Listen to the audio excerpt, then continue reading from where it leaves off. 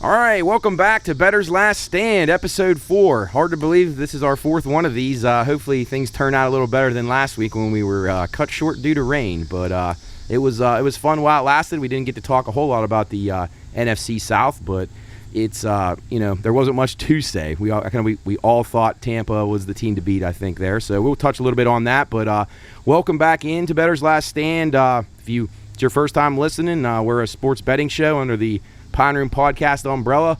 It's really exciting. We got a lot of good things going on with the Pine Room right now, so be sure and check us out on all the social media.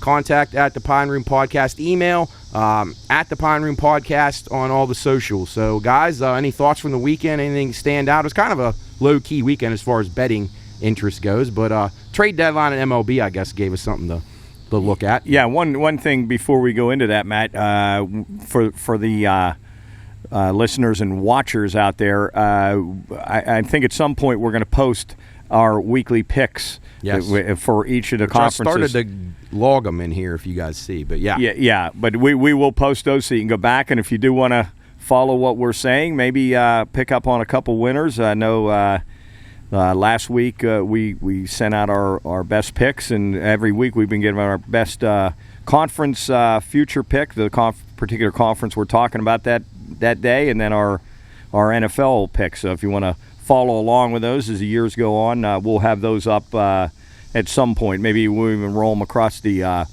scrolling message board here. Yeah, that's an idea. I didn't think of that. But yeah, I got everything logged. I went back and made sure I got everybody's key releases logged correctly. So we'll post those. Probably even as easy as just putting it on Twitter we can do or something like that. But we'll talk to our man Jub about that later. Jub, thanks again for taking the show and doing everything you do. We couldn't do it without you. So, Luke, any thoughts from the weekend, betting-wise? Anything interesting? No, just the trade deadlines going on right now. There's some couple interesting moves. Nothing crazy. I mean, Soto got moved, but that was expected. Sure. Nothing really on the Pirates end that surprised me. Nothing my team. Dodgers made a couple moves. Yankees made a couple moves. Big teams, but no, nothing really, to be honest. Yeah, I don't know. I don't know. Maybe the Mets improved a little bit. Padres, you figure, would have improved, but then they've been on a losing streak since then. So Yankees are 0-5 since losing Joey Gallo. Yeah, and I thought it was interesting too. They got rid of Montgomery too, and he pitched really well against them, I think, the other night. So yeah, I think the Knicks Yankees are in some trouble. So. And it's not a good time to be hitting the skids like they are right now. Coach, your Pirates didn't do a total fire sale. I mean, they sold some guys, but not too bad. Yeah, they didn't do much. I was surprised that they didn't get rid of a couple more guys, but they got beat 2 out of 3 by the Orioles. I needed them to lose that third game to the Orioles. That number's still on about 60. It's hanging right around 65, and that number's 65.5. And where do you Diamondbacks next? Is that who they they go to Diamondbacks, and then I'm not. They're on the road for a while. I think they got somebody else after that. Yeah, I think so. So I need them to go in the tank. You just don't know about them. I mean, Sundays haven't been good to me. No, you're excited. I think Mateo hit a home run. It was 1-0 Orioles, and it was 8 unanswered. Yeah, never scored again. So. They're just so crazy because they just swept the Brewers for first place in the division. They played like they were like a contender to win the World Series. It's unbelievable. It's just I feel like they play they play good when they feel like it, and then when they don't feel like playing, they suck. Hey, Luke, I want to ask your opinion on this. When they traded Josh Hader, it seems like the word is that the Brewers guys were like pissed off, and like they're kind of like the season's over kind of thing. And it showed when they played the Pirates, they couldn't beat them, and then they've struggled. I think they've only won once since they traded him. So, what do you guys think about that? Do you think it sends the wrong message to the club when you get rid of a guy like that? I mean, it demoralizes you. But I didn't think the Brewers did anything else to improve their team. They could have got some hitters. They can't hit. That's their biggest problem. McCutchen's their 4-hitter. Yeah. This isn't McCutchen back in 2015 either. Yeah. My God. And picking up all these guys like the Yankees do, and that doesn't always work out. It's on paper it looks like it's going to be a no-brainer, and they'll never lose again. But in reality, that doesn't always work. It's like anything else with all-star teams and with hand-picking teams at the end of the year. It doesn't work just because of chemistry. Right. Guys aren't used to each other. Got different setting, different stadium.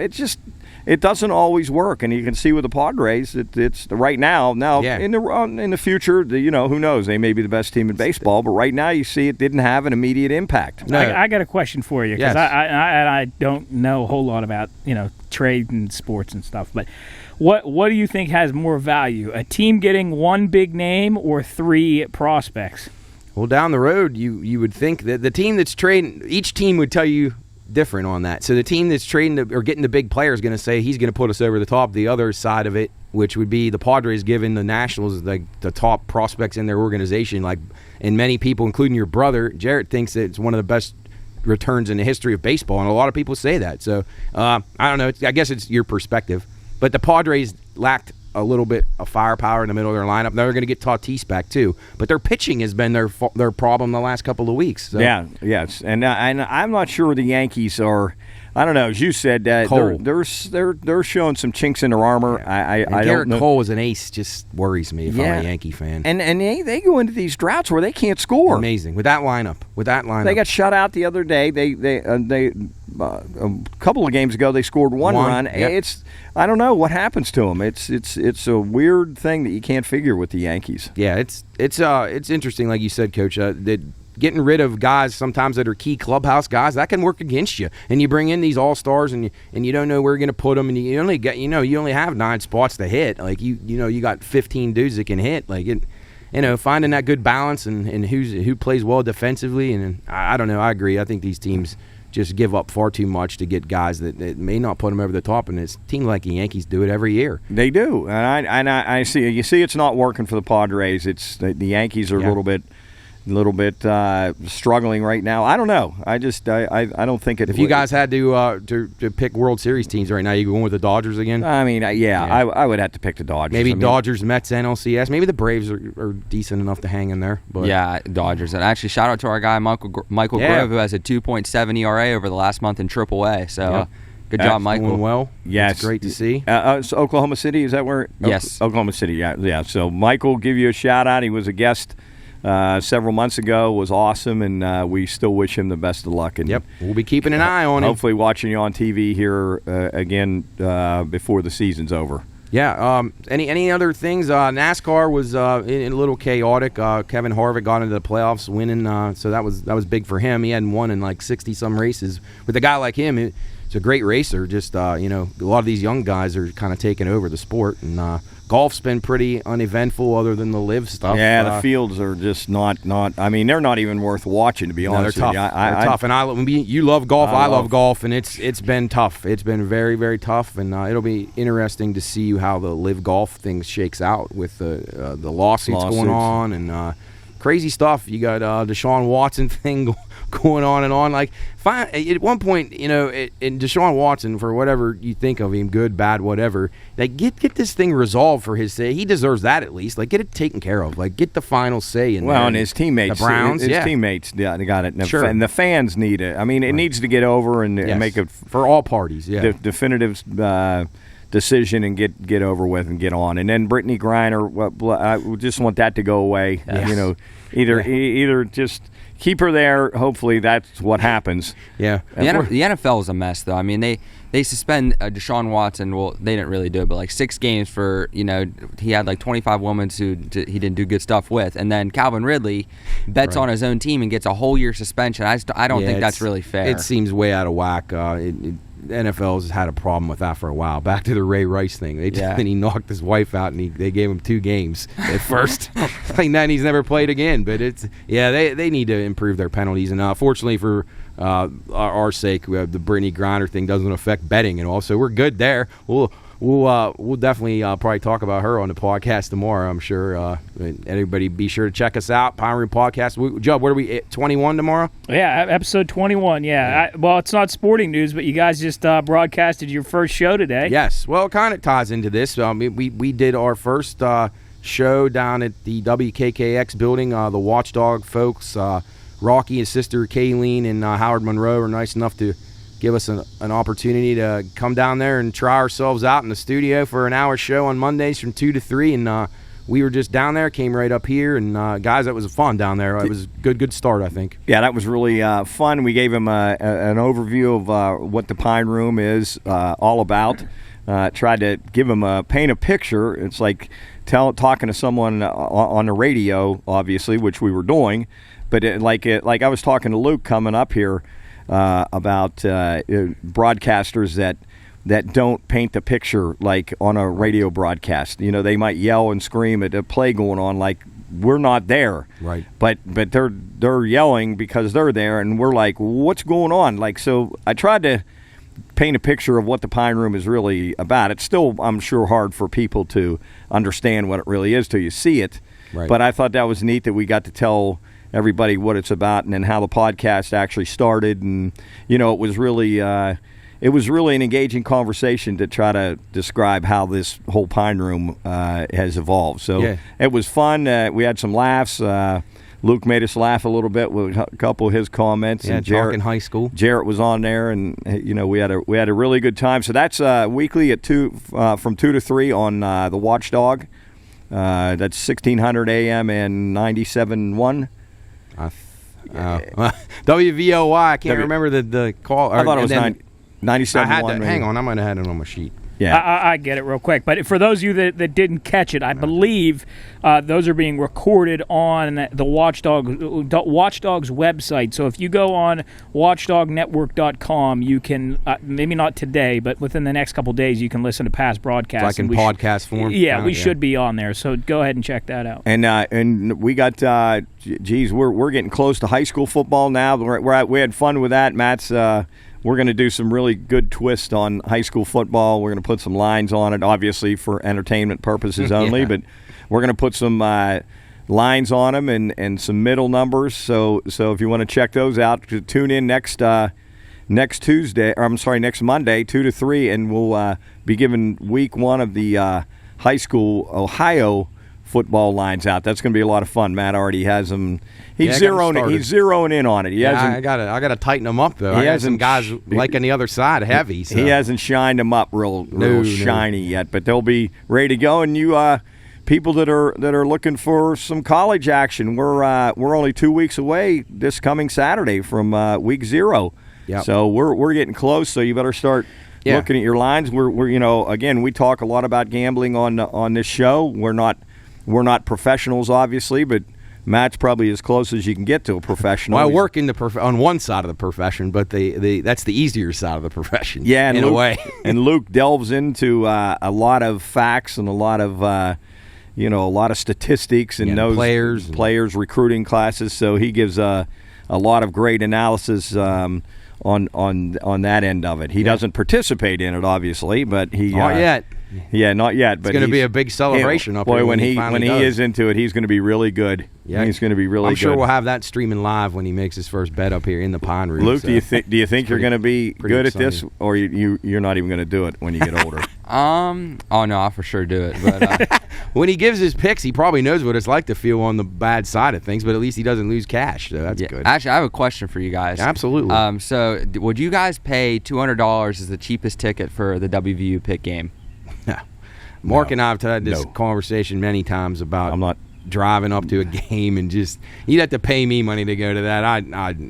And you could say any game to me. Yes. And I'm just, my days are going when we have this whole setup here, and we got the drinks, we got the food, we got the bathroom close, we got the TV, 7 TVs, so we can watch all the games, and we wrap everything up in 2 minutes from, some guys are 2 minutes from home, other guys 5. Yeah.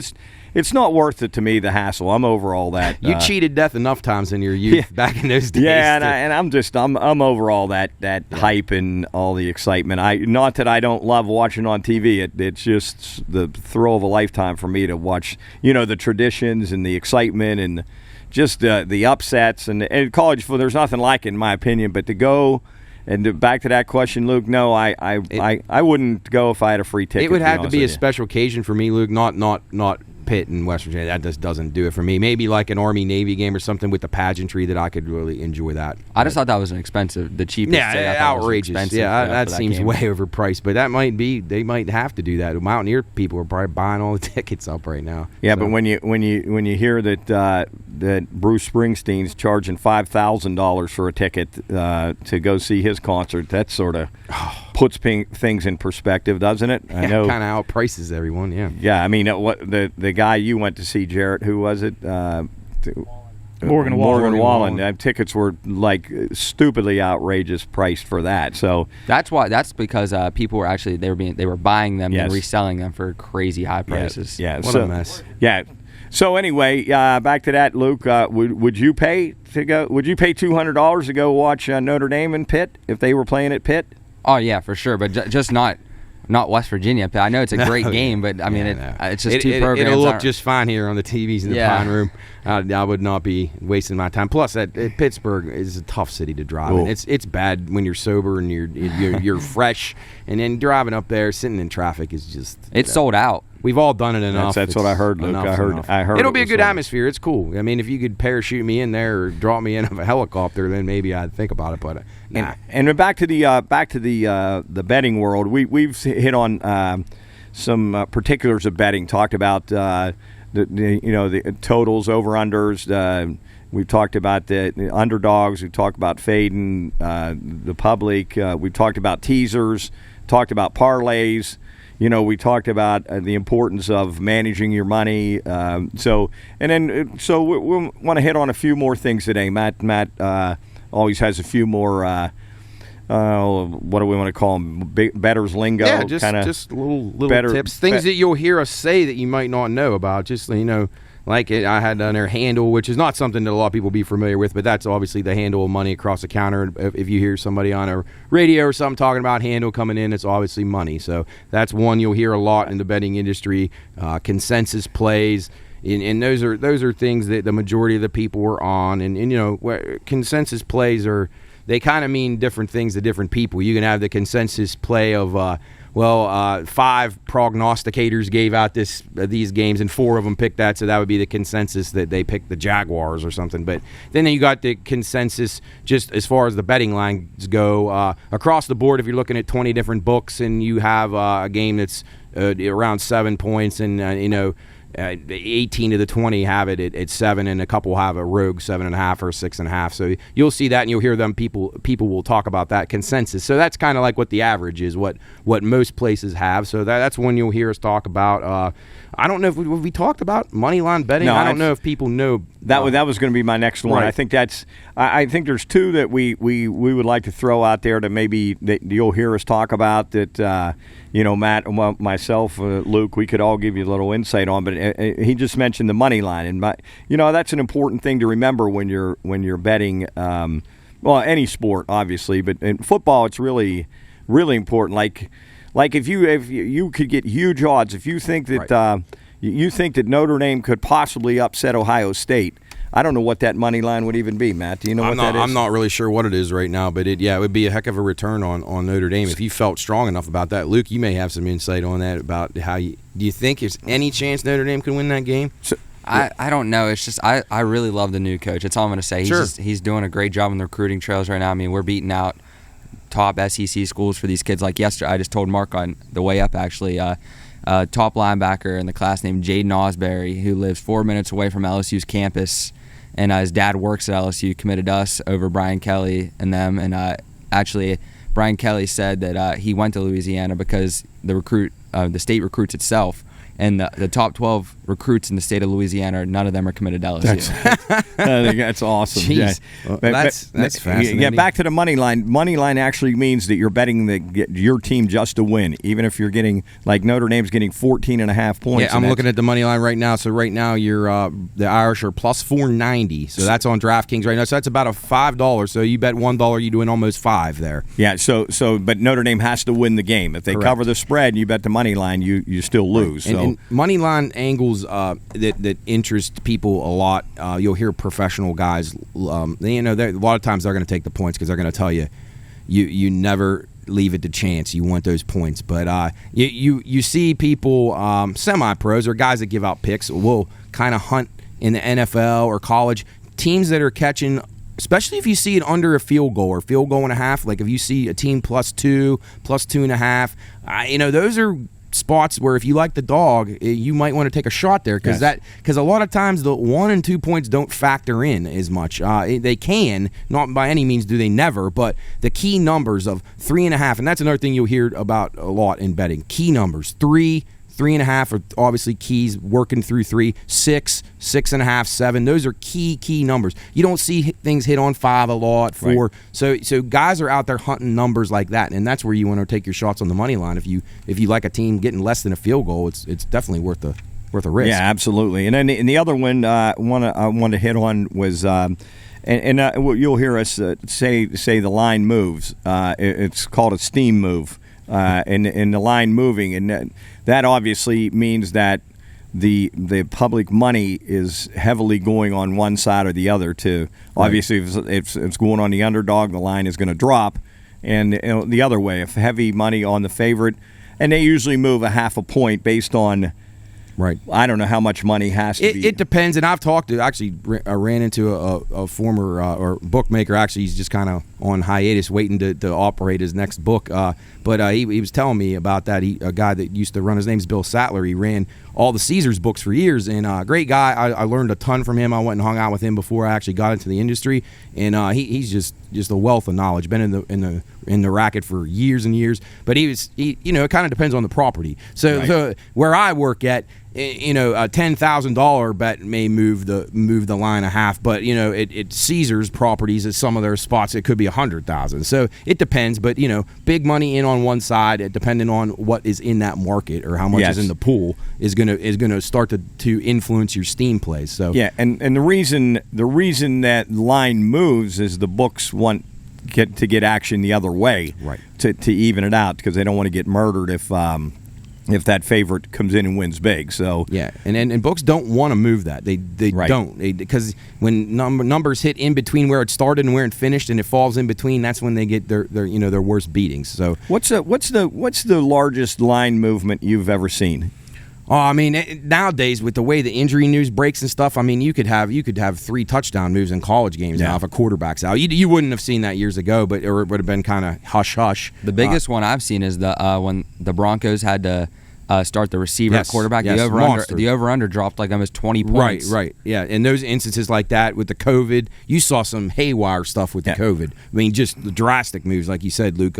Player availability, the total just drops immensely. The spread reverses. There were some games I remember during the COVID year where you had a team that maybe was close to a touchdown favorite ended up being a touchdown dog. That's how much they swayed. But if, let's say there's no outside things that happen. Yeah, and it's just a straight up game. What is the biggest money or line? It kind of depends on when you look at it. So if you're traditionally in college football, they'll post, like, obviously we have these lines for the first couple weeks out right now, but say on week 2 or whatever, Sunday night they'll start posting them at places like Circa or the South Point or the Westgate in Nevada. They start posting them online at Pinnacle and some of the offshore books. The early line is when those pros are coming and start hitting it. So it depends on when you look at it, because you may see a giant move, but it really isn't, because maybe they move it quickly. If they take sharp money or guys they respect early, they'll move that thing really quickly. But before you or I or anyone else jumps in on it on a Monday or Tuesday, then you're looking at, I would say, a drastic move to me in 1 week is 2.5 to 3, 4 points. Okay. That is a max out. But you will see if you and for those of you watching, listening, and thanks for joining us again. We appreciate all the support. We've got a lot of cool feedback from people throughout the last few weeks, I feel. Go to it. There's a good site, wagertalk.com. Go on there, and you can see what these lines open at. And there'll be like 20 books across the top. You can see what they are at those books. You'll see where the opener was, and you'll see how much they moved. And you can see totals in college football by a Tuesday morning. You can see when they post those by Wednesday, you'll see maybe 6-point moves because those pros hit them so quick. But another really neat thing, and it's something to definitely take note of, is Mark was just talking about the money coming in lopsided, to the public money. You can see the difference between ticket count versus money in, and you'll start to see. So ticket count, you'll see a ton of tickets on the favorite that the public's loving. And then you'll see a complete opposite on the actual money. So if the other side is getting money as far as the actual total of the bets that have come in, then you start to think, okay, pros are on that side. So you start to look for little spots where maybe you can get an advantage. You'll see that the tickets are saying that Pitt's, and 89% of the tickets are on Pitt, but there's more money on the Mountaineers, and that's telling you that the bigger bets are coming in on that side. So go to those sites like Wager Talk. That's just one. There's a bunch of them out there. Odds Trader. They all have really cool stuff. You can see all the books. You can see the ticket counts at a lot of different places, apps and counter betting. So check those out. Use those to your advantage, because if you can find a team that you like or have a good opinion on, and there's a difference there from public money versus the pros, then you want to be on that side where the guys are kind of right. Yeah, do the books communicate with each other so they don't get middled? Well, again, it would depend on the property and what they have in the pool. So, no, I mean, you will see, obviously, the consensus, the bookmakers that trust each other and know each other that have been around a long time, they're going to confer on certain numbers. Or if something's out of whack, like if they're taking ridiculous money. That's another thing, too, and people think that illegal gambling, or legalizing gambling is a bad thing. It's not. It actually regulates it more. People talk. If you start seeing things that aren't adding up, strange money coming in on some school that's like a nobody school in football or basketball, those bookmakers talk. If you see 6 straight guys come in and bet $100,000 on Tennessee Tech or something, they're going to call down the road and say, "Hey, have you taken anything on this?" So they will. They stick together on that kind of stuff. That's what I figured. Yeah, absolutely. So, well, I think we're going to take a break here, and then we're going to talk about the Big Ten and what are we, AFC South today. So, good stuff. Big Ten always exciting conference. Lots of interest, obviously, with Ohio State and Michigan. So, we're going to take a break here, and we'll be back on Bettor's Last Stand. Reminder. Bettor's Last Stand is for informational and entertainment purposes only. All wagering activity should only be conducted by those 21 years of age or older and within the confines of federal, state, and local law. If you or someone you know has a gambling problem, contact 1-800-GAMBLER. That's 1-800-426-2537. You're watching Bettor's Last Stand. All right, welcome back to Bettor's Last Stand, Episode 4. Before we jump into the Big Ten, be sure and check us out on social media again at the Pine Room Podcast.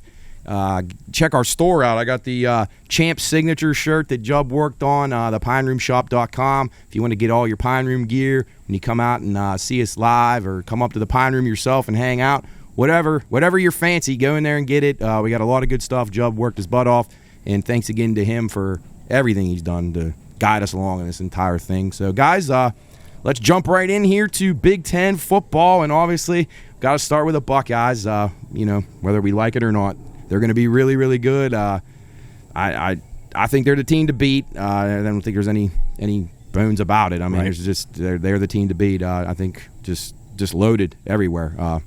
Going to be tough, but I don't know. Maybe Michigan gives them something. What are you guys thinking? Will they stub their toe like they did last year against Oregon? Right. I don't see it happening this year. I think their schedule is not a cakewalk by any means, but everybody has tough games on their schedule. But they got Notre Dame out of the gate, and that's a top 10 team. Right. They got to play Wisconsin. I know you're down on Wisconsin, but that'll be a battle, I would think. They got to go to Penn State. And they got Michigan. So, I don't know. They could stub their toe. I don't think they will. I think they're just too good, too fast. Yes. Just defensively, can they stop the run? That's one of the big questions with them. Can they stop the run? And that's kind of what did them in last year against Michigan. Michigan just dominated the line of scrimmage against Absolutely. them. So but when you see if they can hang against teams like Utah, like they did in the Rose Bowl, the wide receivers on the outside, my goodness, just unbelievable. Luke, what are you thinking? They probably got the best three-headed monster there is in college football. And they have 2 guys drafted in the first round, and it doesn't even matter. These guys are better probably. I mean, C.J. Stroud's looking to be the number 1 pick in the draft with Travion Henderson, Jackson Smith, Nick Jigba, then Marvin Harrison on the other side. I mean, where's it end? And I thought that Stroud got a bad rap last year. You guys remember that when they got beat by Oregon, and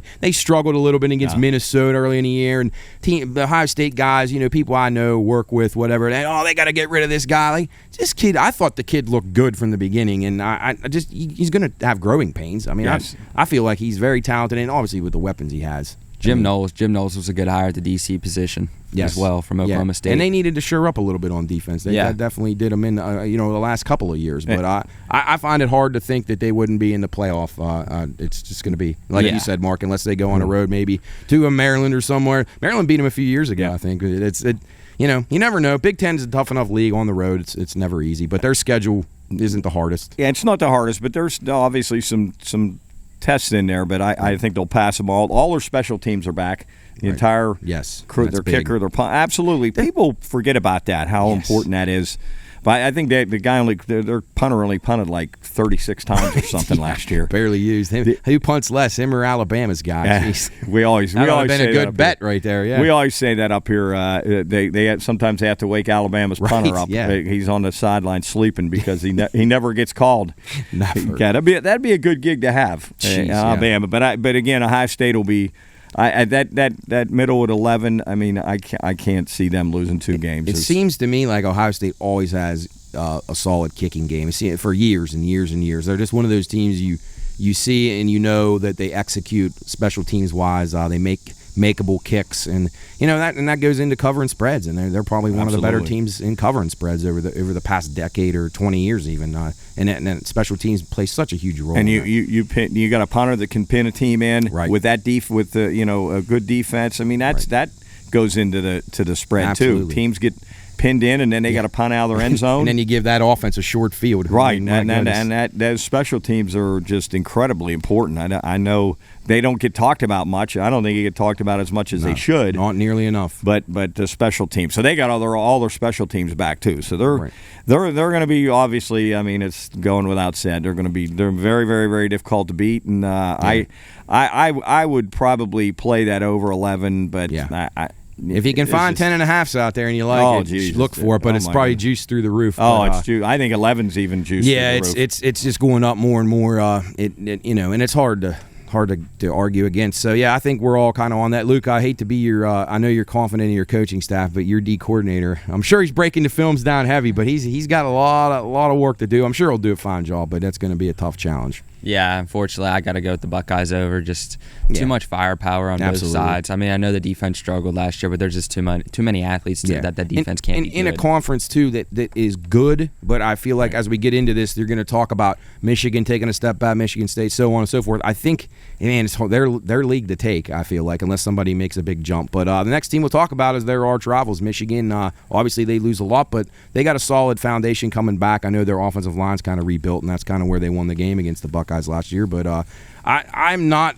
I would. My thoughts on Michigan is I didn't love them over their win total, but I didn't hate them enough either to say it because they are well coached and they got a good program. So I would stay away from that. I have no real strong opinion on that. But what are you guys thinking? They lost a lot. I mean, they lost some great players, some really impact players.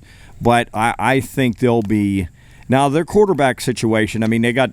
J.J. McCarthy and Cade McNamara. Yeah, right. And McNamara's back. And did McCarthy play at all last year, or is he brand new? No, he played a little bit. He's the run guy. Yeah. Okay. Yeah, so I'm not. I don't like that. I think, Luke, you might have talked about that on one of the shows about the quarterback. Not a controversy, but that mixing guys in. We talked about that last week. You mentioned one of those teams that was going to play 2 guys right out of the gate because they weren't sure, and it kind of works against them because you don't get any continuity. But what do you think on the Wolverines, Luke? On the defensive side of the ball, obviously losing Hutchinson, Ajabo, and Dax Hill, as those are big guys, big big draft picks for teams. But they got a good running game in Blake Corum, and then it's just it comes down to the quarterback to me. If the quarterback can play well, I think they can get the win total because they're always a defensively team in my opinion. Right. But I think it comes down to quarterback play with that win total. Yes, and I think a major concern for them is, like you mentioned, the pass rush, taking a step backwards. I thought Michigan was very exposed in that playoff game in the secondary against Georgia. I thought that was like men against boys. Yeah. I mean, they just ripped them apart. Absolutely. And now you had Hutchinson on that team and other guys that could get to the quarterback.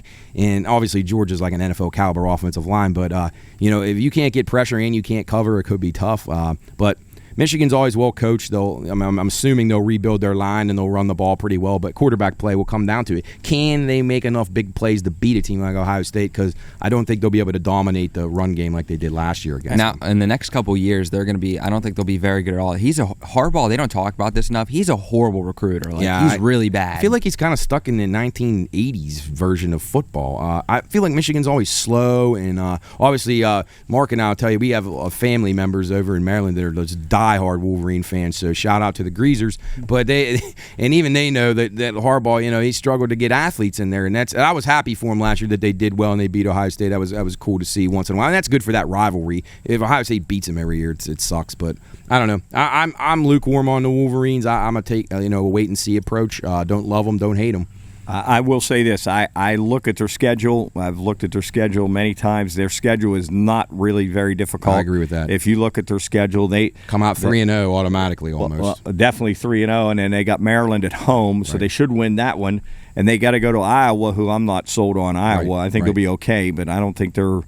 I think Michigan will be favored in that game at Iowa, and then they got to go to Indiana. Definitely. So they could conceivably be 6-0 going into Penn State at home, and then they have Michigan State at home. Yeah, there's a chance, and obviously see how it plays out, but there's a good chance Michigan will be favored in every game this year except for Ohio State. So I agree. Very good chance. Yes. Obviously, it depends on personnel and things that happen, but so I think that number 10 is right. The 10 is right on. Yeah, if I had to pick, if you had a gun to the head, I'd be playing the over. Yeah, definitely. I agree. So, I agree. Yeah. But I'm not big on that. I think 10's right on the number because I think they could easily lose. Yeah, two games. They could stub their toe, and with their, like Luke said, if the quarterback play doesn't come through, you can get beat on the road for sure anytime in the Big Ten. So moving along, staying in the state of Michigan, we go to the Spartans. Coach and I talked a little bit about them yesterday.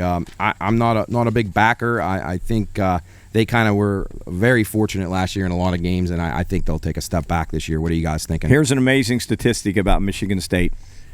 They were 130 out of 130 in pass coverage, passing yards given up at 324 yards a game. Yep. The last in the entire country. That is amazing. Yep. So unless they shore that up, I'm with you, Matt. I see them struggling and not reaching that number 8. I agree. And when I don't think they do play at Ohio State, but I don't think they have to play. Do they play Purdue? No, I don't think they play Purdue. They do not play Purdue. Purdue's got Purdue. I remember that game last year. They just destroyed them through the air. But yes, I looked at their schedule. They'll probably come out of the gate 2-0 most likely. And then to Washington, that won't be an easy game for them. And then Minnesota at home. I think Minnesota will be a pretty good team. Luke and I were talking. We like Maryland, and you got Ohio State, Wisconsin at Michigan, Illinois, and probably a win, and then finish with Rutgers and Indiana. That helps a little bit. And then go to Penn State. Yeah, that's just. I see them losing 5 games. I do too. I'm way down on the Spartans. I'm not giving this as my favorite win total in the conference, but it's pretty close. I definitely recommend them under. Luke, what are you thinking? 7.5? Can they get to 8? With the additions of Jalen Berger and Jarek Brazard, who are Wisconsin and Colorado running backs, I think if they got a good line, they can pound the run game. But Peyton Thorne at the quarterback position landed a safety from Georgia who can help with that leaky secondary, yes. but. No, I don't think they can get over that 7.5. I would hammer the under here. I like Mel Tucker though. I think he's a really good coach. Yeah, boy, he cashed in quick. He had a good season and cashed in big time. Got a hell of a contract. Kudos to him for that. But I think the consensus is here. Michigan State under for all three of us. Moving along, Minnesota Golden Gophers. This is a team that intrigues me a lot. I'm anxious to see what you guys think. I think PJ Fleck is a solid coach. He's kind of an idiot on the sidelines, if you ask me. A little too much for me, but good coach. I expect them to be improved this year. What say you? Luke, go ahead. To be honest, I don't know. I love PJ Fleck as a coach, but Minnesota it's just hard to recruit there. It's hard to get players to come to Minnesota. Yeah. But also they always have a gritty defense. They always have a good run game. And they've put some good guys in the pros, haven't they? In the secondary players and things. They've done well. Their defense is strong. You're right. I just think it comes down again to quarterback play. If they don't have good quarterback play, I don't think they'll win many games. But agreed. If they have good quarterback play with that defense and the run game like they always have, they returned 12 starters. I mean, I thought they were. I thought they were worth taking a shot at over 7.5. I feel like that's a little low to me, Coach. Yeah, I like them over 7.5 also. And Tanner Morgan, he's not a horrible quarterback. No, he's not. No, he can make some plays, and that's all they needed with that defense they had. And I did find something interesting. I heard this morning, actually, that Fleck got the OC back that they had a few years ago there. I guess they made a change there. The guy the last couple of years they hadn't been getting the job done, took a job somewhere else. So that could be good for him, getting that continuity back with a guy they know, trust. And when they had that good season a few years ago, he was the OC. So maybe that works in their favor. And Muhammad Ibrahim, who tore his Achilles actually last year, was supposed to be one of the nation's top running backs, actually returned this year. So look for him to have a big breakout year and be one of the best rushers in the Big Ten. Yes, a lot of people were picking them if they could beat Iowa, which they haven't done in 5 years. I don't think people think that they could compete for that other side of the conference, the west side. I think something that I noticed looking through their schedule right out of the chute, they don't have to play Michigan or Ohio State. Correct. That's to help a ton. I mean, those are the two probably that most people would say would be the standalone two best teams, and when you can avoid them, that definitely works in your favor. I mean, they still got some tricky games, but as everyone else does at Michigan State, at Wisconsin. But I mean, like you said, Coach, not super high Michigan State, not super high in Iowa. They have them at home. You get Nebraska, Northwestern, Rutgers. At Penn State could be tricky. That could be tricky. They seem to always play them pretty tough. But yeah, I'm a backer of the Gophers, and that's my favorite play in this Big Ten is the Gophers over 7.5. So I think you guys are kind of in agreement with that. I like that too. Yeah. Okay. Moving along to the Nittany Lions, Penn State. We got a decent amount of Penn State fans in this area, so they get a little bit of notice. And I always ask people like what they think of James Franklin and just the status of the program. And it's kind of like they're like, well, we don't hate him, we don't love him. So I'm kind of the same way. I don't think he deserves the criticism that he gets. Feel like he's stable, but I just feel like him in big games, he's just coughed them up so many times. I'm not huge on the Nittany Lions, but if I absolutely had to get him at 8.5 or bet him over, I would probably lean to the over. What are you thinking, boys? The problem with them, they can't score. Sometimes you watch them, and Eric Michaels and I talk all the time. If you want to take a nap, watch Penn State play because you can bet that it's going to be 3-0, 6-3 into the third quarter. I mean, if you look at their stats, they were 7th in total offense in the Big Ten and 9th in scoring in the Big Ten. So their big question is, can they score? And Sean Clifford's back, right? Oh, he's horrible. He's so bad. Right. Yeah, but they landed 5-star quarterback Drew Aller, who I actually will predict will take over. Right. And also another interesting fact is they allowed 44 sacks last year, which was the most in the Big Ten. In his defense, he was running for his life, but also I don't think he's very good. And also landed a 5-star running back in Nick Singleton who helped with the position players, but defense, they always have a good defense, like you guys were saying. But Sean Clifford, just if he's starting the whole year, give me the under. Their O-line last year, you're right. He would roll out and run for his life and just throw the ball away or get nailed out of bounds. Yes, every play. And then they're a team that the kicking game kept them in games. Yes. In their defense. I mean, they played teams better. Like tough, if they could have moved the ball at all, it was. You're right, Coach. Painful to watch. Painful, this is my Big Ten pick of the year. I can't say the year because this isn't a future bet. Right. I'm going to tell people out there, play Purdue on the money line, game 1. I like it. At Purdue. I think Purdue beats Penn State in a 21-17.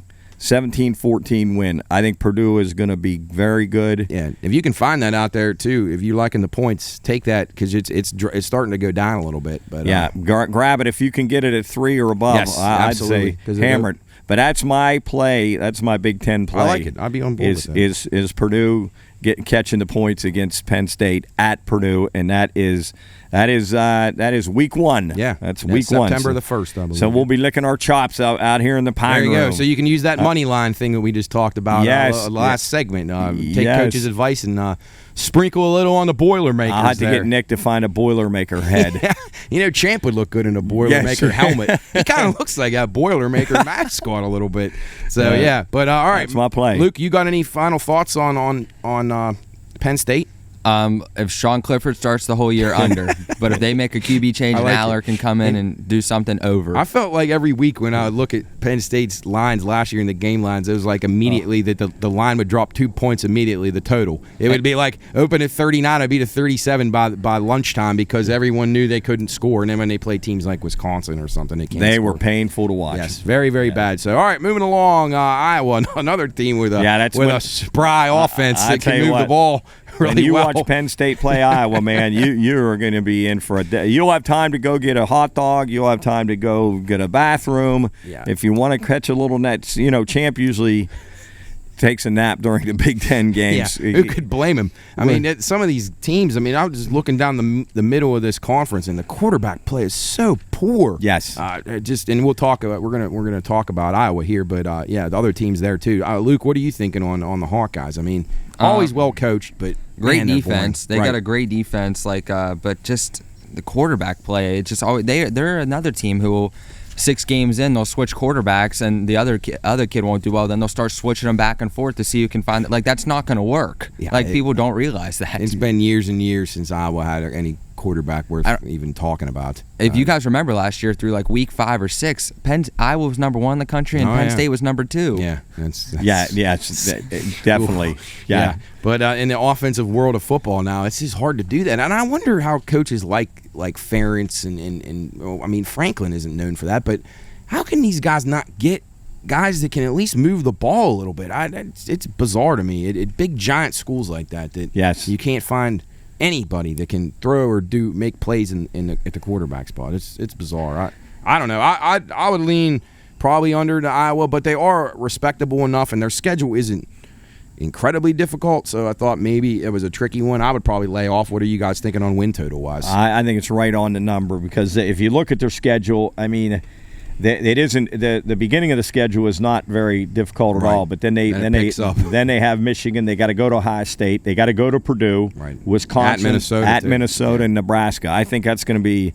That's going to be tough. I think at 7.5 is just about. I went through. I had 7 circled, so I thought right around there. But they could beat somebody. And also those games like Iowa State, that rivalry game will be make a lot of difference. Yeah, absolutely. So. But Luke, what do you say? Also, I would go under, and also losing Linderbaum, who's been that center for a while. He's very good. The Ravens will benefit from him. Yeah, the key to that offensive line, under, not for the Hawkeyes this year at all. Well, when the center is the key to the offense, I mean, nothing against the centers, because obviously a great center makes the offense better. But when he's your only noteworthy offensive player, that's usually trouble. And you guys were talking about the quarterbacks. I swear in the Big Ten, it seems like quarterbacks are at schools for 7-8 years. Yes. Clifford seems like he's been in a Penn State for 6 Petrus years. seems like he's been at Iowa forever. Yep. Like when Nebraska had Martinez, it seemed like he was there for 10 years. And they plan on graduating, and then they're like, you know what? I'm not getting drafted. I'm going to might as well get my master's degree while I'm here, because I'm just going to be playing football. Just go run for my life every week. Yeah, absolutely. I mean, it's amazing. I mean, when we go to Purdue, talking about Purdue, their quarterback's been there 6 years. Yeah. It's his 6th year, Aiden O'Connell. So crazy. But, all right, next move. So back to Iowa just real quick. We're all kind of lukewarm on them, probably more to the under if we had to make a choice. Don't feel comfortable. Let's go in this order, the list, no particular order. Nebraska is the next team I have. So Scott Frost is kind of a D-Day for him. So he got this game in Ireland to open the year against Northwestern. I thought he would do well there, but it is alma mater, but it just hasn't worked out. Yes, yeah. And I look at their schedule, and it starts out decent, but the end of their schedule is brutal. They could lose 4 straight. Minnesota, at Michigan, Wisconsin at home, and at Iowa. Yep. So they could. And that could be the end of Scott Frost. It really could be. Yeah, he's going to have to. He not only got to win this game against Northwestern to start out. Then the next 2 games they should win relatively easily. But then, look at those games. Oklahoma. Yeah. It's just, and then at Purdue. Yeah, at Purdue. Even at Rutgers, they're not good enough to even say that game's a win. Yeah. So I don't know, Luke. What are you thinking on the Huskers? Well, they did get Casey Thompson, the Texas transfer quarterback who was inconsistent last year, and they lost Adrian Martinez. And also, they had 18 turnovers last year, which that's not going to do the job. Which I don't know. Scott Frost, I like him. I thought he should have stayed at UCF, in my opinion. He had a great program running. And that's there. like one of those things where it's your alma mater, and they come calling. Obviously, recruiting is a hell of a lot easier to recruit to UCF than it is to Lincoln, Nebraska. So I know I wouldn't want to be going to school there, but I mean, they were 3-9 last year, and I can't see how they're going to improve by 5 games to get that total over 7.5. Yeah, with that schedule, I'll tell you what. If the 7.5 to me just seemed way off. I agree. I thought that should have been more like 5.5. I agree. 6 at the most. But I mean, I don't know how. There was some rogue 8s out there, people. I don't know if people were thinking. Here's the thing: a misconception in betting. Just because the coach is under the pressure and he has to win, it doesn't mean he's going to win. And it's just like a team that has to win to get into playoffs. It doesn't mean they're going to. Right. So don't fall into those traps. Use your mind. Think things through before you start firing away on gut instincts of Scott Frost, he's up against it. Well, basically every coach we've talked about, for the exception of Ryan Day's up against it in this league, maybe PJ Fleck, but we're not on board with the Huskers, and it's just, and that's another team too. It's a shame that their program's fallen off so much, but I don't know. We'll see what happens. I feel like them moving to the Big Ten maybe not was their best move for them. I feel like they probably should have stayed in the Big 12. But anyway, moving along to Maryland, the Terrapins. I'm pretty high on this team. I think Luke is too. Coach, what do you feel about the Terrapins? I'm not as sold on Maryland as you guys are, but I do like them more this year than I did last year. They were a little painful. They weren't very good to me in the betting world last year. They were difficult. I mean, I look at them be a little better. I know Luke likes a quarterback, don't you, Luke? Yeah, to his brother, yep. Talia Tagovailoa, Rakeem Jarrett, one of the best receivers in the nation. They return all 5 up front. Yep. But defense is always an issue for them, so they're going to have to outscore their opponents just like USC and all them. Yeah, I find Maryland to be one of these teams and Mike Loxley's done a pretty good job, I feel like. He took over that program. It was kind of a mess. They had that issue with the kid dying, and it just a lot of bad things happened to them. He's done a good job stabilizing. He's brought in great talent, offensive talent at least. Defense needs some work. But I feel like Maryland's one of those teams, if they're clicking on in 1 week and they catch somebody off their game, one of those big dogs, they can knock them off because they definitely have the firepower, as Luke said. So I'm a backer in Maryland. If I had to make a selection on them, I would definitely go over the 6. I'm seeing it mostly 6 even in most spots. They should score. They should score some points. I'll probably play them over the total a lot of times this year. I'd like them to score a lot of points, but I think that number is probably about fair. I don't like it either way. You guys are a little more high on them. Yeah, I just feel like, because my thought process in that is you look at the games that you think they'll win for sure, Buffalo, Charlotte, and then on down. I feel like if they can just win 2 of the 50-50 games, and then maybe they get there. So I'm liking the Terps. I'm anxious to see how they do. And like you say, offense is definitely going to be a premium. That game against SMU, like the third week, that could be some fireworks. They better have some referees that are in good shape. Yeah. There could be a lot of the back judge could be seeing a lot of things behind him. But all right, moving along to Coach's Boilermakers here. I think you kind of like them a little bit, huh, Coach? Yeah, I do. I think they're going to be. I think they're going to be good. They're going to pull a surprise in week 1. The experienced quarterback. I think they've. Here's the thing about Purdue with the over/under, folks. You got to remember this: they don't play Michigan, they don't play Michigan State, or they don't play Ohio State. Right. So take those 3 off of the board, and that's a massive advantage for them to try to get over 7.5. Is that what you have, Matt? 7.5. 7.5. Yeah, and I like them over as well. I find them. I thought they were good last year. They had some bad luck and some close losses, and they played teams that were probably more talented than them pretty well. Quarterback play was good, which in this league, if you can get anybody that can make plays at the quarterback spot, that's a benefit to you. So, Luke, what are you thinking on the Boilers? They did lose. They're both players on both sides of the ball, and David Bell and George Karlaftis, who both went to the NFL. But Aiden O'Connell, he's a good quarterback, but they also averaged 2.8 yards per carry last year, which that's not going to get the job done. I'm relying on him to throw against those big 10 defenses is going to be tough. But I like the over here just because of that schedule. I don't think they're going to be incredible, but I think they're good enough to beat the other teams. I feel like they can win the games they're supposed to, and like Coach said, they knock a Penn State off, and they get at Maryland, at Wisconsin. They can win those games. I mean, they get Iowa at home. They could win that game. I like them. I think they're in the right direction. They're going in the right direction. They bring back enough talent to make some noise. So yeah, if they can beat Penn State, which I like a lot, and then it's going to Syracuse will be a little tricky for them in Game 3. Right. So if they can go 4-0 with the rest of their schedule, I think they can definitely get over 7.5. Yeah, I had like Syracuse marked as a definite trap game. Yes, all 100%. It's just scary. Yes, but, yes. Yep. All right, moving along to Piscataway, New Jersey. Let's go talk about Rutgers here. I found it hard on this team. I liked them a lot last year, and they disappointed me. They couldn't score. Yes. They couldn't move the ball. They hung in games. I don't know. 13.7 points per game. There you go. That says it all. Yes. It was agonizing. Again, another team that was agonizing in this league. I don't know. I was a year too early on, and maybe they'll be better. Do you have any personnel wise, Luke? Did they get any upgrades? Anything of note to you that stood out to you? Not really, but I am a big fan of Greg Schiano. I think he's a really good coach, and I think they're an upset kind of team. Like, they're a team you don't want to play. You think it's a walkthrough, but you're one of those teams you take lightly, and then next thing you know, you're going to lose to them. I think that first game of the year against Boston College would be a great game. Oh, I know people will look at that and say that's terrible, but like Coach said, put point spread on it, and two evenly matched teams. It could be pretty fun. Yes. What are your thoughts on the Scarlet Knights, Coach? I'm with you guys. 3.5 wins.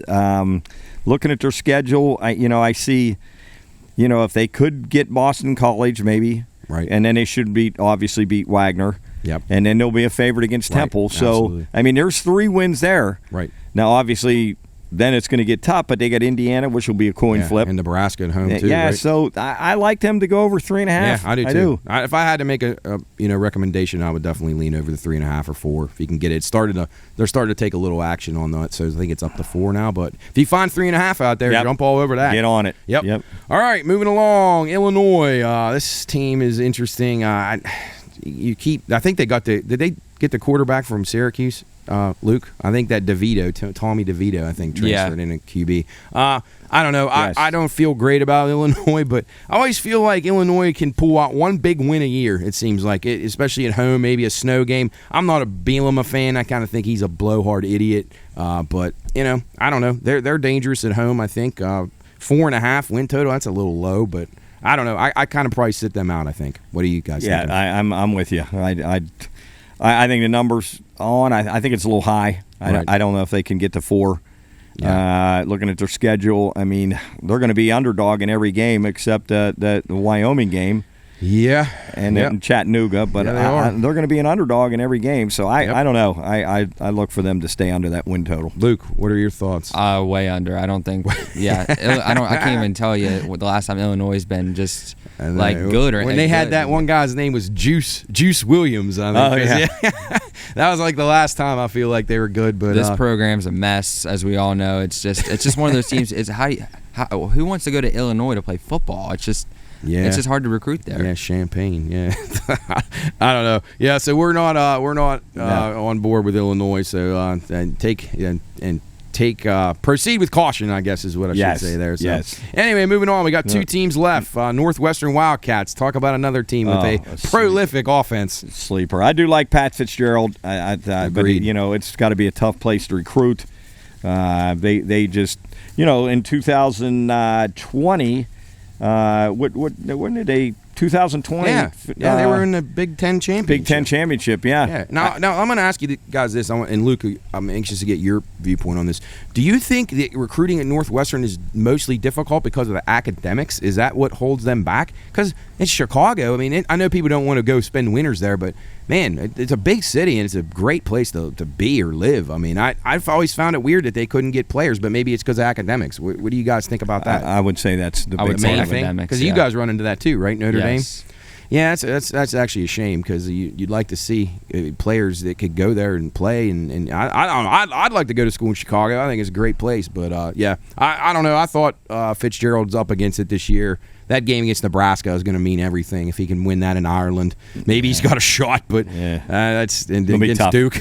I don't know. It's hard to find more than 2 or 3 at the most wins. Right. Maybe they can get Illinois at the end of the year. But the QB battle between Brendan Sullivan and Ryan Helinski should be a good one. But the headlining player on this offense is Peter Skoronsky, who's projected to be a first round pick on the offensive line. So that's really all I got to tell you about you. But, oh my! So they're not deep at the skilled spots, huh? No. All right, moving on to the final team, Indiana Hoosiers. This team was on top of the world a couple years ago and then plummeted massively last year. They were really good. Yes, exciting to watch. Very Penix, who we talked about. Where did he transfer? We talked about him last week? A couple weeks ago, Pac-12, yeah. So I don't know. I found it very hard for Indiana to get over 4. I just don't see it. Nope. I'm with you there, and not even waste too much time talking about them because I think it'll Luke, be you got any thoughts on them? No, I'll just throw this out there. Connor Bazalek he transferred from Missouri, was the quarterback there last year, but he's not going to help them. But the Hoosiers are a mess too, losing Penix and all that. I think they could be up against it. Western Kentucky might hammer them week 3. They could have a rough go. They got to go to Cincinnati. Oh boy, yeah. It doesn't get easy for them. Okay, closing thoughts then. Big Ten wise. Anybody worth any value on anybody to win this conference outside of Ohio State? Can you make a case for anyone coming maybe just out of the other division and maybe they get lucky and Ohio State gets knocked? I don't know. I couldn't. I think out of the other division, I don't think they can win the conference, but I think Minnesota could surprise and win the West. That's the only thing I think. And I'd recommend if you can find out there are some places that have the team to qualify for the championship game. Maybe throw or win that side. Maybe Minnesota's worth a shot. Luke, any closing thoughts on the Big Ten? No, to be honest, I don't really have any great picks here. I feel like it's a challenging league this year, just losing a lot of NFL talent, so we don't know. I think there's could be some surprising teams. What, if any, was your favorite of the anything? Did you have anything that stand out? Maryland. There you go. Maryland over. Maryland, all right, and I like Minnesota over. And Coach, what was yours? Mine is Purdue. Boilers. Purdue to definitely cover the line, but I like them to win the game. Actually, win the game. Awesome. All right, well, we're going to take a break, and we're going to talk a little NFL with the AFC South. Thanks again for joining us here on Bettor's Last Stand. We'll be back in a couple minutes. Reminder, Bettor's Last Stand is for informational and entertainment purposes only. All wagering activity should only be conducted by those 21 years of age or older and within the confines of federal, state, and local law. If you or someone you know has a gambling problem, contact 1-800-GAMBLER. That's 1-800-426-2537. You're watching Bettor's Last Stand. Welcome back into Bettor's Last Stand, Episode 4. We're going to talk a little NFL here, most notably the AFC South. This division, we were talking off camera, it's a struggle. I think the Colts are probably the team to beat. Most people would agree with that. We're going to talk about Houston first. Win total posted 4.5 for them, 30-1 to win this division, 130-1 to win the AFC, and 250-1 to win the Super Bowl. Obviously, this team has been in the news for bad reasons with the Deshaun Watson stuff, and then the aftermath for them or the role that they played or whatever. But I don't know. I didn't think that Davis Mills, the quarterback, was that terrible last year. I thought he made some plays. Lovie Smith takes over at coach. Opening thoughts on the Texans, guys? I'm not a Lovie Smith fan. I don't know. I just don't think he's that good of a coach. We watch his decisions in games and just sometimes I shake my head at some of the things he does. I just don't think they're going to be very good. I mean, you look at some of the statistics from last year with them, they were just awful. Yeah, I know. They had a 172-point differential, minus 172, third worst in the NFL, and I don't see it much improvement there. Yeah, I agree. I went through the schedule. I found maybe three tops wins. Luke, what are your thoughts? They got Marlon Mack, who was pretty good for the Colts, but got hurt. Brandon Cooks, the receiver, but that's basically all the skill positions they have. They drafted Stingley at the quarterback position at number 3. He's solid. It may help, but this team just doesn't. They don't have enough. What are your thoughts on quarterback Mills? I thought he was the best quarterback of that draft. I agree. I was surprised. I did not expect it. I thought he kept plays alive. I thought he did the best he could do. Overachieved, I guess, is what I'm looking to say. I could only find 2 to 3 wins here. They complain, but like, who does he have to sure? Like, and Cooks he's all right. He's old solid. though. Yeah, he's just kind of one of those guys that's just a stack compiler now. Anyway, their team's not really playing for anything. But I don't know. I thought maybe that game against the Bears they could win and maybe beat the Redskins at home, and I don't know, maybe a couple of them coin flips between them and the Jags or something. But I don't know. I would not recommend betting this team over or under. I'd stay away. What say you guys? I'm the same way, but I would bet them over if I had to, or under. I'm sorry, I would take them under 4.5. Yes, definitely take them under 4.5. Luke, yep, under. All right, unanimous. Moving on to the Colts. They are the favorite in the AFC South, and rightfully so. Good offensive line, good coach. They did a lot of good things last year, except that last game when Trevor Lawrence all of a sudden looked like an absolute star in that game. He was fantastic for the Jags when they took the Colts down, knocking them out of the playoffs. I think this team is good. They bring in Matt Ryan, great offensive line. I think he'll help. I think that's a major upgrade over Wentz. I'm not enamored with this team by any means, but I think they're solid. And like I say, well-coached quarterback has been around, and their division. I mean, I feel like they're the team to beat in this division. Yeah, and I look at their win total at 10. Right. I honestly think they could go 6-0 in their division. Totally. So that's only four wins away, obviously, from 10. Right. And there are definitely some other winnable games. I think the Colts are going to be improved. Right. I like Matt Ryan better. Yes, big upgrade over Wentz. Yeah. Yes, over Wentz, and I think in that division they'll be very good, and I obviously they're the team to beat in that division. I like them over the win total 10. And it's weird with a team like that.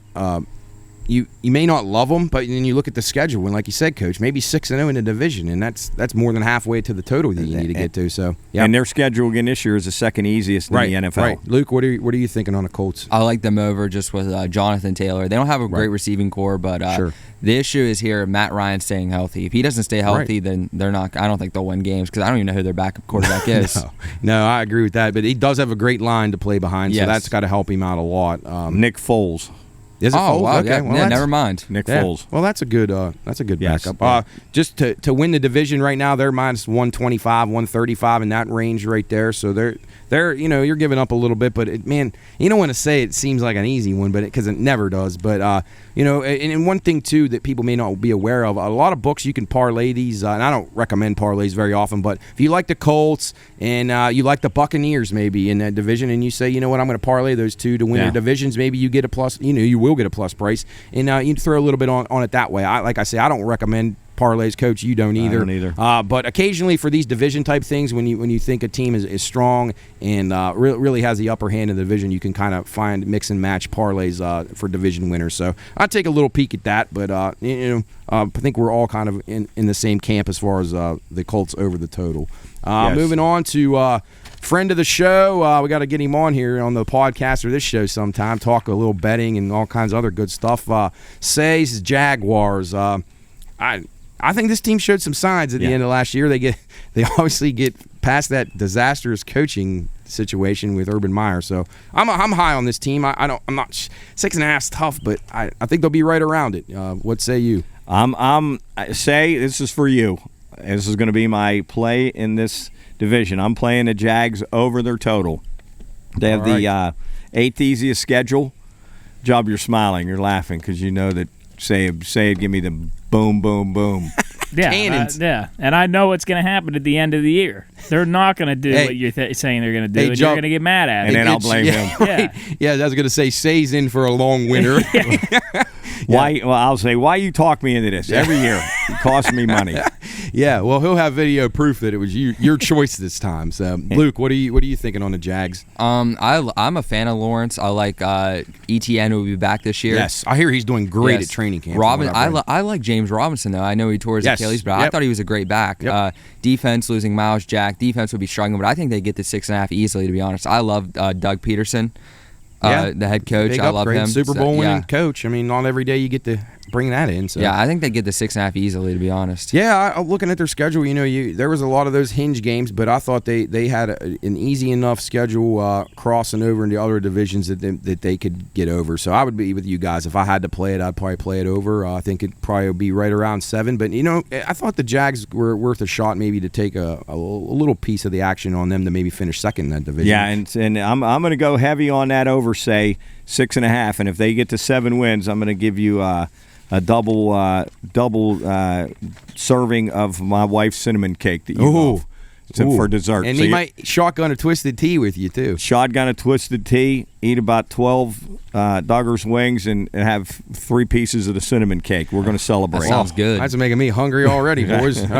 All right, moving on. Oh, real quick, back to the Jags. They are 8-1 to win the South Division, 65-1 to win the AFC, and 130 to win the Super Bowl. I don't know. You never know. Matt Ryan goes down. Nick Foles goes down. Maybe the Jags win it at 8-1. But that could be a shot. Yeah, Throw a couple you never know. On I think if you can do those straight forecasts where you got Colts and then Jags, I think that's worth a look to finish second. All right, the last team, Tennessee Titans. I'm way down on this team. I thought they were smoke and mirrors last year. Had the number 1 seed. Bad playoff performance by Tannehill. They're starting to face some pressure. Then they use A.J. Brown. They got a lot of things going against them, but they do have Derrick Henry. Win total sitting around 9. I'm leaning to the under on this. I don't think they'll be quite as good. What are you guys thinking? I don't think they're going to be as good either. Luke, you think Derrick Henry's still an elite fantasy back? Oh, unbelievable. I think he's the best running back in the league. It's not even a question right now. Okay, so you're heavy on him. You got the first pick in a For sure. Not even him, way over Jonathan Taylor, for sure. Yeah. Okay. Well, I like them too. If they can run the football, I don't know. I think at 9's going to be tough to reach, though. I don't know. I think it's right on the money. They got a good defense and obviously a good running game, but I think they'll get 9 exactly. I think they'll push. Yeah, no, I agree. I wouldn't be overly optimistic about either side, under or over. Vrabel's a solid coach, but man, Tannehill in that playoff game really, and I thought there's some questionable decisions. They had a chance to run the ball down close, and they threw it, and it got picked off. And the Bengals kind of were fortunate in that game, but I don't know. I'm not huge on Tennessee, but they're quality, quality roster and a good coach, so they could definitely win the 9. I would stay away. And people are saying Ryan Tannehill's a lame duck. He could be out by next year or so. I think I've never been a Ryan Tannehill fan. I like Malik Willis, though. Yes, and I think that's what they're looking for. And you figure if they start out poorly or they have something go wrong, Willis could see time at the end of the year if they're out of it. But I don't know. Overall, closing thoughts on this division, guys. I got to be honest; it's not one of my favorite divisions. No. I think that the teams are sort of sleeper division. Maybe some teams on the rise a little bit. But it'll be fun here when Say gets excited about his Jags. That'll be good. Him and Nick will battle. My play of this division is Henry to be the rushing leader. Love it. And then I think he'll break the rushing yards record this year. Wow, that's bold. Yes. All right. Okay. I would say my play, if I absolutely had to, I didn't really have anything. I would probably end up being the Tennessee Titans under, but I don't feel great about that. I have no idea what my pick would be in this division. I found it very, very hard to come up with pretty much anything. I kind of like Luke's pick now, but if he stays healthy, I think he's got a shot. He's like a one-man show. They got no A.J. Brown anymore. So, Coach, what's your favorite? Jags, Jacksonville, right? Yep. over. All right. We'll make sure that's documented. Joe will cut that one out and make sure Say sees that. But anyway, guys, closing thoughts on this week. Anything you're looking at betting-wise on the horizon? Obviously, it's getting close to that exciting time of the year. Getting that smell in the air that me and Bay and I always say, that particular smell. And once this humidity breaks, oh, man, get the sweatshirts out, Job. Get the fire going. Get your bets in. Yeah. And get the beer cold. Yes. It's right around the corner. I can't wait. Luke, any thoughts before we send off for the week? Nope, just excited for football season. It's just something you look forward to every year, and I'm excited to get it started and hang out at the Pine Room, of course. Yeah, absolutely. Well said by everybody there. Just a few last-minute items here. Be sure and follow us on social media at the Pine Room Podcast. Check us out everywhere. YouTube, all the streaming services. Jubb does a great job. He gets these shows up quick. They're edited. I mean, he goes beyond imagination and how much work he puts in. So great job by him. Thanks to everybody who's been supporting us. Thanks to the Watchdog for our show this afternoon. Really excited about that. Catch us every Monday, 2 to 3 p.m. Eastern time on the Watchdog. You can stream that anywhere. But if you're local, you got the local station 1600. And what did we get the FM station yet? Did we get that, Job? He's looking it up right now. He's pulling it up. Here he comes. Yeah, that is FM 98.1. That's WKKX, and AM 1600. And then for WVLY, that's FM 97.7 and AM 1370. I'll have these memorized eventually, but it was only our first day. So we're trying. We got a lot to think about, Matt. We got tons of stuff on our plate. We got a big high school football week coming up. We're at Scaffidi's on Wednesday for a live show. We got schools coming in from the northern panhandle of West Virginia and across the river in Ohio, obviously. My Bruins. Luke's Bruins, 38.5-point dog in the game against Park, opening line. We'll take another look at that before we post it. But anyway, fun stuff. We have that show on Wednesday the 10th, which I guess it'll be the day that you hear this. Then the following week, those of you that live locally may want to come out to Generations and check us out on the 17th. I don't know if we have a time yet for that one. Do we, Joe? Not yet. I don't think so. So stay tuned for that. Again, check our social. Check out the regular podcast. We tape it on Tuesdays. It'll be out on Thursdays. This show out on Wednesday every week. WKKX Watchdog show every Monday. Check out the store. You can buy the Champ shirt. You can buy this PRP shirt. You got lots of good stuff. Hats. Jub does all that stuff. That's thepineroomshop.com. We got anything new coming, Jub, on the store? Nothing. Nothing on the horizon right now until we start digging into some new stuff coming up. But just be always on the lookout just in case something comes up. And cool. We take any suggestions from our listeners? Yeah, I think we said that on the main podcast. Anybody that has any ideas or if they want to see something in the store, Emails. whether that's just not even logos, but just if you want to see, like, I don't know. I was thinking about today on the ride up here. I was thinking about maybe putting a polo shirt out on or something. Yeah, I had that same thought this morning. I saw a guy on a betting show with a polo. I was like, put that maybe Pine something a Room little logo more on official that we could wear. Not official, but something we could wear to, I don't know. If we I go want, somewhere. like with your dad's shirt, PRP on. Yeah, just something on a little. It would be taking father's action. Sport coats. Yeah. Yeah. Bettor's last stand to Sunday Mass. Yes, perfect. I love it. Email us if you got any thoughts. Contact at thepineroom.podcast.com. Guys, it's been a blast as always. Yep. We had a good day today. Tons of stuff going on. So keep your eyes peeled and be sure to check out us on social media for all the updates. This is Bettor's Last Stand, episode 4, and we appreciate you joining us. See ya.